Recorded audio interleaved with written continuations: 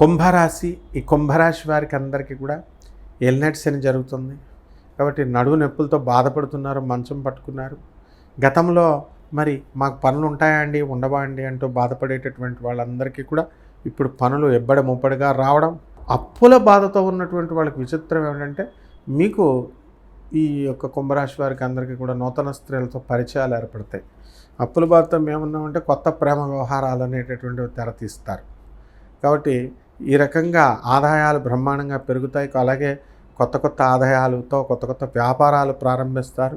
కొత్త కొత్త ఊర్లు వెళ్ళి ఏజెన్సీలు, ఫ్రాంచైజీలు ఇచ్చి వస్తారు. అలాగే ఎన్ అక్షరంతో ఉన్నటువంటి వ్యక్తులు మీకు పరిచయాలు అవుతూ ఉంటారు. అలాగే మరి బిజినెస్ పార్ట్నర్స్గా బిజినెస్ డెవలప్ చేసుకుంటూ మీరు ముందుకు వెళ్ళడం అనేటటువంటివి జరుగుతాయి. ఈ యొక్క హార్టికల్చర్, కోడెల మేకల వ్యాపారాలు, చేపల రొయ్యల చెరువుల వ్యాపారాలు ఇవన్నీ కూడా బ్రహ్మాండంగా ఉంటాయి. ఈ విధంగా అన్ని సుఖాలే మీకు కుంభరాశి వాళ్ళందరికీ కూడా. కాబట్టి పరిహారాల దగ్గరికి వచ్చేసరికి మరి ఏ నడిచిన జరుగుతుంది కూడా వెంకటేశ్వర స్వామి వారి యొక్క ఆరాధన చేసుకోండి. మరి అలాగే వెంకటేశ్వర స్వామికి చక్కగా మీరు సుప్రభాతాలు సేవలు కాకుండా పేదవాళ్ళందరికీ సహాయాలు చేసుకోండి.